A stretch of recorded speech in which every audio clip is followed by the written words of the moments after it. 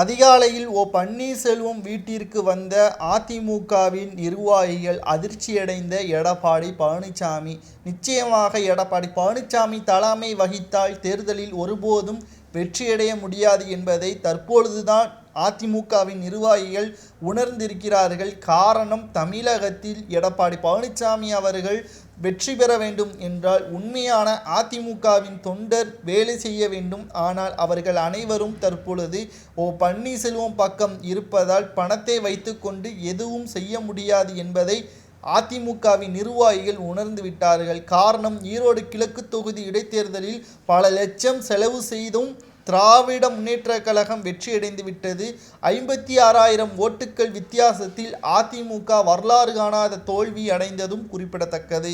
இதற்கு மிக முக்கியமான காரணமே எடப்பாடி பழனிசாமி தான் என்றும், இரட்டை இலை சின்னத்தை ஒதுக்கப்பட்டது பன்னீர்செல்வம் அவர்கள் விட்டு கொடுத்ததும் இந்த தேர்தலில் நிச்சயமாக எடப்பாடி பழனிசாமி அவர்கள் தோற்பார் என்று தேர்தல் நடத்துவதற்கு முன்பாகவே ஓபிஎஸ் அவர்கள் வெளியிட்டிருந்தார். காரணம், தொகுதியில் ஏற்கனவே தோல்வியடைந்த வேட்பாளரை மீண்டும் வேட்பாளராக அறிவித்து அந்த இடத்தில் அவருக்கு கிடைக்கின்ற அவப்பெயரை கூட எடப்பாடி பழனிசாமி அவர்கள் கேட்கவில்லை. அவரிடம் இருந்து பணத்தை பெற்றுக்கொண்டு சீட்டை ஒதுக்கியதுதான் தற்பொழுது தோல்விக்கு மிக முக்கியமான காரணம் என்று அன்றே கூறியுள்ளார் பன்னீர்செல்வம் அவர்கள். தற்பொழுது நாடாளுமன்ற தேர்தலிலும் அதேதான்.